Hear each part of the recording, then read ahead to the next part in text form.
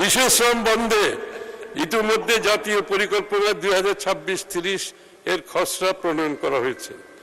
বৈদেশিক কর্মসংস্থান সম্প্রসারণ ও প্রবাসী বাংলাদেশি জনশক্তির সুরক্ষা ও কল্যাণে আমাদের সরকার বিশেষ অগ্রাধিকার দিচ্ছে।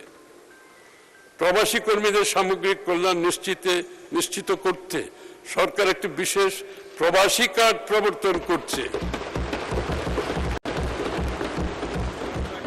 প্রবাসী কল্যাণ সেবা, বীমা, ব্যাংকিং সুবিধা, জরুরি সহায়তার সাথে কার্ডটি সংযুক্ত করা হবে।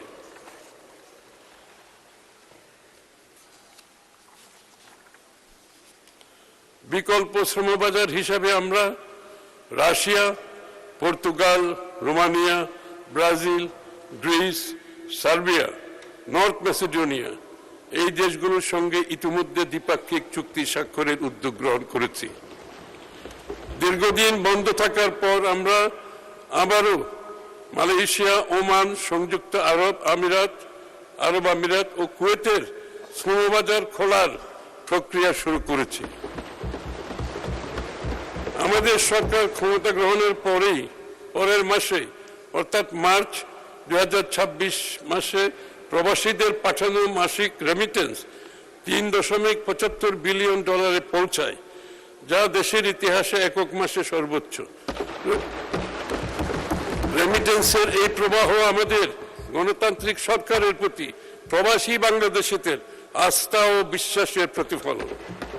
আমরা আশা করছি এই ধারা অব্যাহত থাকবে।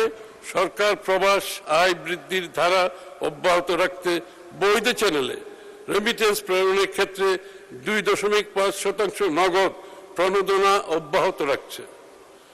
অভ্যন্তরীণ বৈদেশিক শ্রম বাজারের চাহিদার ভিত্তিতে অকুপেশন ভিত্তিক দক্ষতা বৃদ্ধির লক্ষ্যে সরকার ব্যাপক পরিকল্পনা বাস্তবায়নের উদ্যোগ গ্রহণ করেছে। বিদেশে ব্যাপক চাহিদা রয়েছে এমন খাতগুলোর জন্য খাতভিত্তিক কোর্স এবং পাঠ্যক্রম চালুর কাজ শুরু করেছে।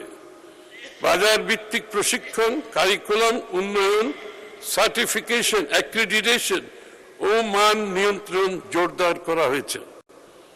অর্থ বিভাগের অধীনে skills for industry, competitiveness and innovation programme SICIP এর আওতায় প্রায় 2,20,000 জনকে বাজার চাহিদা ভিত্তিক মাঝারি হতে উচ্চতর দক্ষতার প্রশিক্ষণ প্রদান করা হচ্ছে এবং এই প্রশিক্ষণপ্রাপ্তদের কমপক্ষে 65% কর্মসংস্থান নিশ্চিত করা হচ্ছে।